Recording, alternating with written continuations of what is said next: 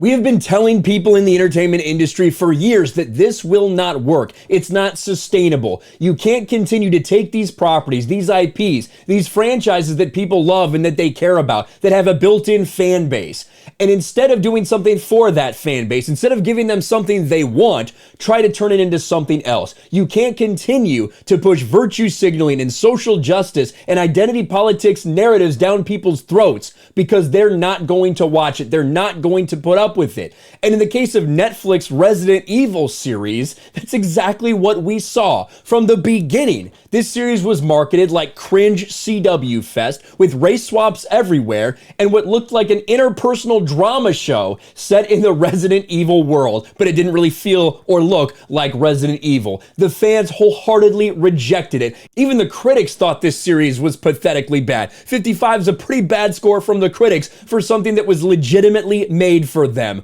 Well, what do we have now, months after this comes out on Netflix? We have this headline: Resident Evil series canceled by Netflix after 1 season. Maybe some people are finally figuring it out, that when you take something and you decide to change it from what it's actually intended to be, when you piss off that core audience, people will not pay attention. Fans will reject this garbage wholeheartedly. That's exactly what they did for this franchise, or for this series on Netflix. Let's take a look at this Bounding Into Comics article. Netflix finds the cure, cancels live-action Resident Evil series after 1 season. Following in the footsteps of the streamer's bastardization of Cowboy Bebop, Netflix live-action Resident Evil series has been canceled after just 1 widely panned series. And of course, here you have Wesker, race-swapped Wesker, which they told us was going to be so great, that people were going to love so much because, we don't want to make it true to what you saw before. We don't want to just make that video game. We've already seen that. Let's do our interpretation of this character. And of course, we're going to race swap them because that's what current day Hollywood and current day entertainment is all about.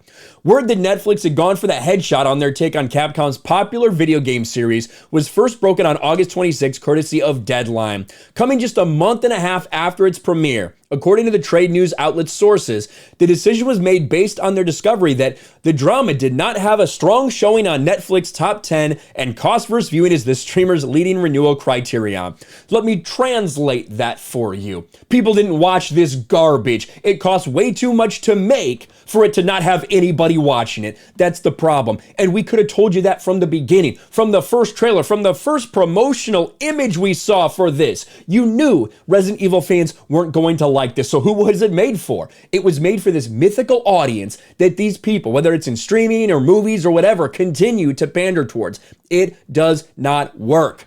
As explained by Deadline, the Resident Evil debuted in wake of Stranger Things 4th season, a massive time for this streamer. A lot of people watching Netflix, still no one watched it. Netflix hoped word of mouth would help contribute to an eventual surge in viewership. Did not help. We've talked about how the reviews were so bad, both here and on Metacritic. Metacritic got all the way down to 1.4 for the user score on Metacritic. Holy shit. And of course, we know the cast, we know how diverse it was. They promoted this. That's all they could talk about, as opposed to telling you why Resident Evil fans would actually like this.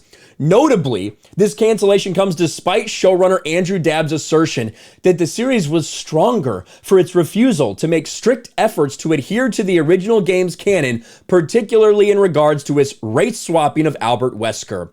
Speaking of his choice to cast Lance Reddick as the villain, Dabb explained, "I think when you're casting in the modern day and age, if you're limiting yourself based on, well, this character's blonde, so we got to look at blonde actors, you're going to find yourself in a bad position."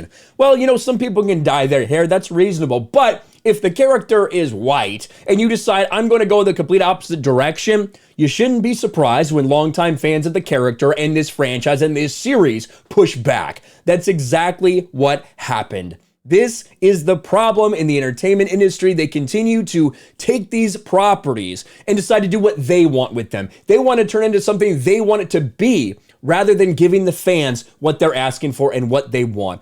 All they do is push identity politics all day, every day into all of these franchises, all of these series, all of these streaming platforms. It is crumbling down. This is not sustainable. You cannot keep doing this and expect that people will continue to show up and watch this garbage. Netflix Resident Evil series, thankfully, canceled after only one miserable season. I guess all we can say is we told you so. Let me know your thoughts about this in the comments below. Smash a like button, subscribe to the channel, ring the bell for notifications, share this video out there, and I'll talk to you later. Thanks for watching, everyone, and a huge shout out to my patrons. I appreciate you guys so much. Want to follow me on Twitter or Instagram? Check out the description below. You'll find links to my PO box and my Patreon as well. And I'll talk to you guys later.